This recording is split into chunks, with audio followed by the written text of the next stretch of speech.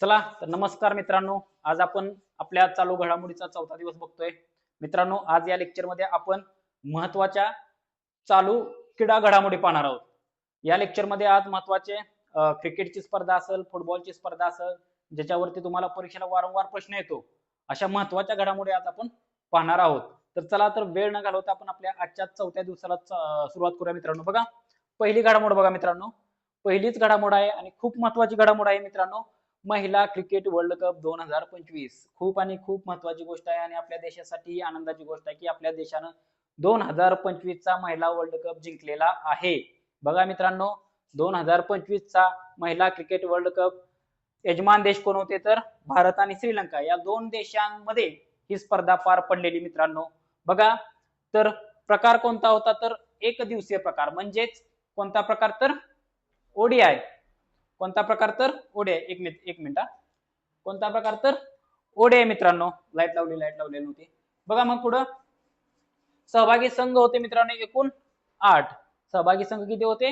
एकूण 8 होते. बघा, विजेता कोण आहे?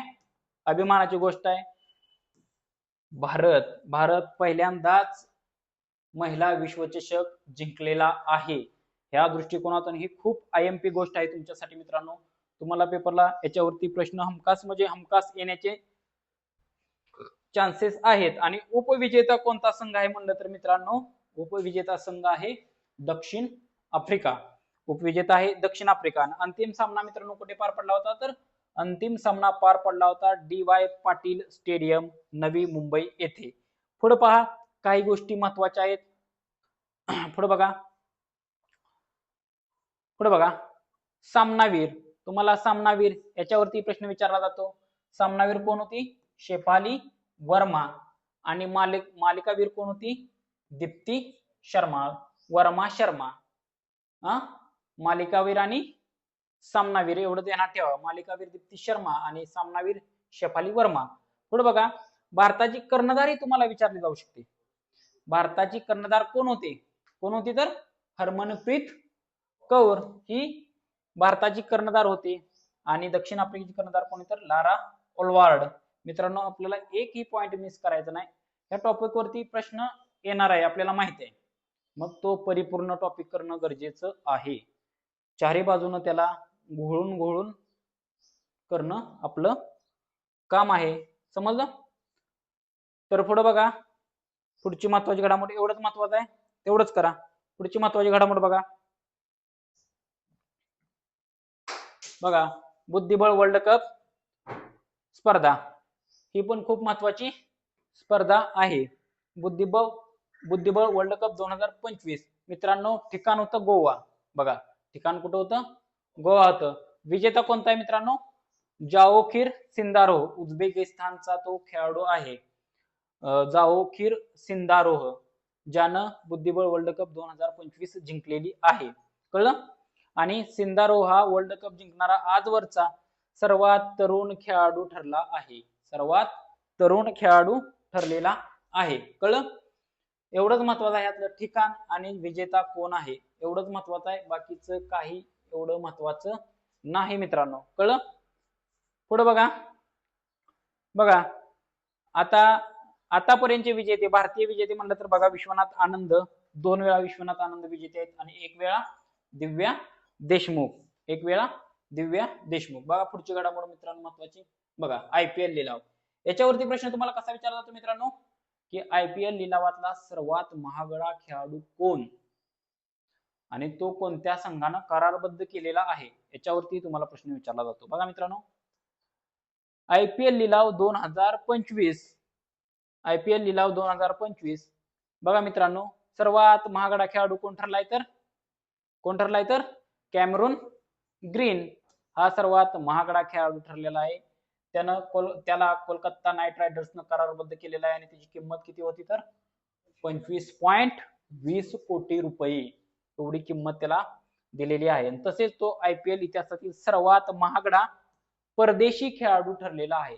सर्वात महागडा परदेशी खेळाडू ठरलेला आहे.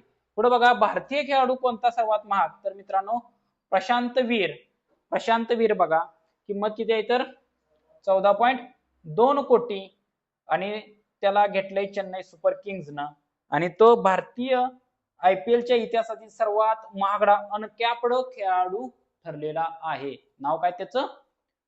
प्रशांत वीर. दोन्हीही घडामोडी खूप महत्वाच्या आहेत मित्रांनो.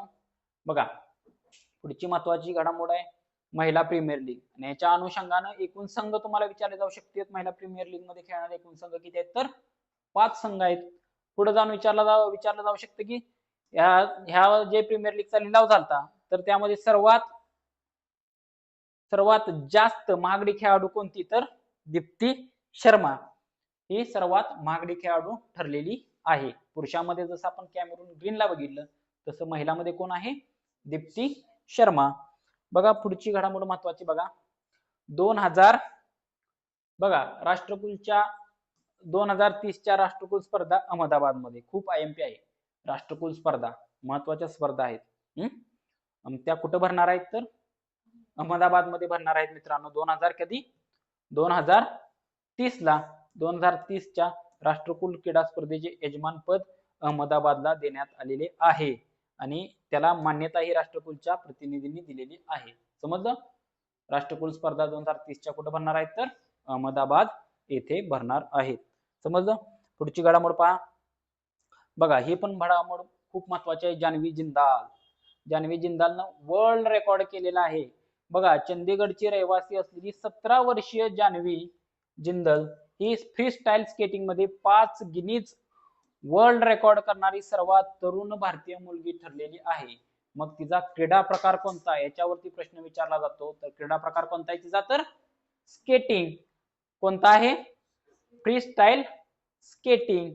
फ्री स्टाईल स्केटिंग मध्ये तिनं 5 गिनीज वर्ल्ड रेकॉर्ड केलेले आहेत. नाव काय तिचं? नाव काय आहे? तर जानवी जिंदाल. समजलं? जानवी जिंदाल. बघा पुढची घडामोड बघा मित्रांनो ही खूप महत्वाची परिषद आहे. आदिवासी क्रीडा परिषद पहिल्यांदाच भरलेली आहे. त्या अनुषंगानं त्या कॉन्टेस्टनं ही महत्वाची आहे. बघा अशीच पहिल्या घडामोडी तुम्हाला विचारल्या जातात. बघा आदिवासी क्रीडा परिषद आवृत्ती किती आहे? पहिलीच आहे. आणि कुठं भरली होती? तर लडाख येथे भरलेले आहे. कुठं भरलेले आहे? लडाख येथे भरलेली आहे. बघा लडाख येथे भरलेले आहे. सहकार्य कोणाला येते? तर केंद्रीय आदिवासी व्यवहार मंत्रालयानं सहकार्य केलेलं आहे. उद्देश काय आहे? बघा उद्देश महत्वाचा आहे. उद्देश काय आहे? तर आदिवासी खेळाडूंना प्रोत्साहन देणे आणि राष्ट्रीय पातळीवर पारंपरिक आदिवासी खेळांना प्रोत्साहन देणे. उद्देश पण महत्वाचा आहे. समजलं? उद्देशही विचारला जातो. कळलं का? उद्देशही विचारला जातो. पहिली लडाख मध्ये आणि उद्देश या 3 गोष्टी व्यवस्थित ध्यानात ठेवायच्या मित्रांनो. कळलं? बघा पुढची घडामोड बघा रोहन बोपन्नानं मित्रांनो काय केलेलं आहे? तर निवृत्ती जाहीर केलेली आहे. रोहन बोपन्ना. मग तुम्हाला प्रश्न याच्यावरती कसा येतो की बाबा रोहन बोपन्ना कोणत्या खेळाशी संबंधित आहे? रोहन बोपन्ना कोणत्या खेळाशी संबंधित आहे? तर तो प्रसिद्ध टेनिसपटू आहे. कशाशी संबंधित आहे? तर टेनिसशी संबंधित आहे. आणि मित्रांनो तो कोणत्या राज्याचा आहे? तर कर्नाटकचा आहे. एवढंच. तुम्हाला बाकीचं त्यानं काही विचारणार नाही. विचारलं तर एवढं विचारतेली. आणि अजून महत्वाचं म्हटलं तर 2024 मध्ये वयाच्या 43व्या वर्षी जागतिक क्रमवारीत क्रमांक 1 वर पोहोचणारा सर्वात वयस्कर खेळाडू ठरला होता. हे पण IMP आहे. कळलं? सर्वात वयस्कर खेळाडू ठरला होता. रोहन बोपन्ना टेनिसपटू आहे. एवढं व्यवस्थित ध्यानात ठेवा. कळलं? पुढे बघा ही पण गोष्ट महत्वाची आहे. सुलतान अझलन शाह कप 2025 चा याचा फक्त विजेता आणि उपविजेता बघायचा मित्रांनो. बघा विजेता आहे बेल्जियम. बेल्जियमनं पहिलेच विजय पटकावलेला आहे. आणि उपविजेता कोण आहे? तर उपविजेता भारत आहे. कळलं? इपोह मलेशिया येथे ही स्पर्धा पार पडली होती मित्रांनो. आणि उपविजेता कोण आहे या स्पर्धेचा? तर भारत आहे. उपविजेता भारत आहे. विजेता कोण आहे? तर बेल्जियम आहे. एवढं ध्यानात ठेवा. बेल्जियम. कळलं? सुलतान अझलन शाह कप. कळलं? स्पर्धा कोणत्या खेळाशी संबंधित आहे? तर हॉकीशी संबंधित आहे. याच्यावरती प्रश्न तुम्हाला येऊ शकतो. कशावरती? हॉकीशी संबंधित आहे. कळलं? बघा पुढची घडामोड बघा सर्वात लहान फिडे मानांकन प्राप्त बुद्धिबळपटू? बघा सर्वात लहान आहे IMP आहे. बघा मध्य प्रदेशातील सागर जिल्ह्यातील सर्वज्ञ सिंग, कोणता? सर्वज्ञ सिंग कुशवाह हा वयाच्या अवघ्या 3 वर्ष 7 महिने आणि 20 दिवसात अधिकृत फिडे रेटिंग मिळवणारा बुद्धिबळपटू, म्हणजे बुद्धिबळ इतिहासातील सर्वात लहान, जगातील सर्वात लहान बुद्धिबळ खेळाडू ठरलेला आहे. व्यवस्थित ध्यानात ठेवा, सर्वज्ञ सिंग कुशवाह. काय नाव? काय? सर्वज्ञ सिंग कुशवाह. कळलं? कोणत्या राज्याचा आहे तो? मध्य प्रदेशचा आहे. कळलं? प्रश्न विचारला तर या नावावरती विचारतील, त्याचं राज्य कोणतं आहे तर मध्य प्रदेश विचारतील. कळलं? व्यवस्थित ध्यानात ठेवा. बघा पुढची घडामोड, लिओनेल मेस्सीचा पुतळा. बघा जगातला पहिला पुतळा मेस्सीचा, आणि तो आपल्या भारतात उभारलाय. बघा बघा कोलकाता येथे श्रीभूमी स्पोर्टिंग क्लबने अर्जेंटिनाचा फुटबॉलपटू लिओनेल मेस्सीचा 70 फुटी लोखंडी पुतळा उभारला आहे. हा मेस्सीचा जगातील सर्वात मोठा पुतळा आहे. या पुतळ्यामध्ये मेस्सीच्या हातात फिफा विश्वचषक ट्रॉफी दाखवण्यात आलेली आहे. पहिला नाही तर जगातील सर्वात मोठा पुतळा तो आपल्या भारतात बसवलेला आहे. कळलं? कुठं तर कोलकाता येथे. कुणाचा? तर लिओनेल मेस्सीचा. लिओनेल मेस्सी कोणत्या देशाचा फुटबॉलपटू आहे तर तो आहे अर्जेंटिनाचा फुटबॉलपटू आहे. कळलं?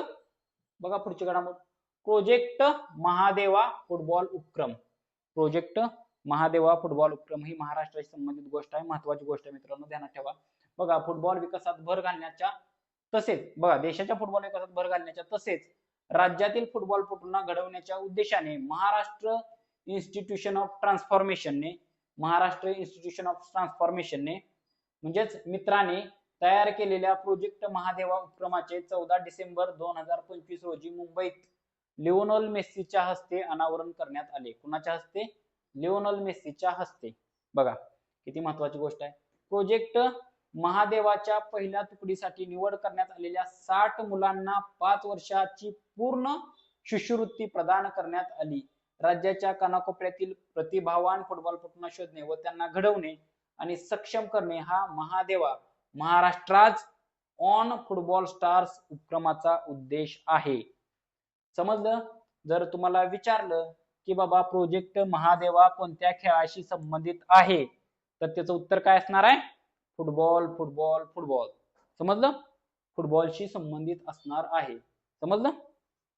पुढे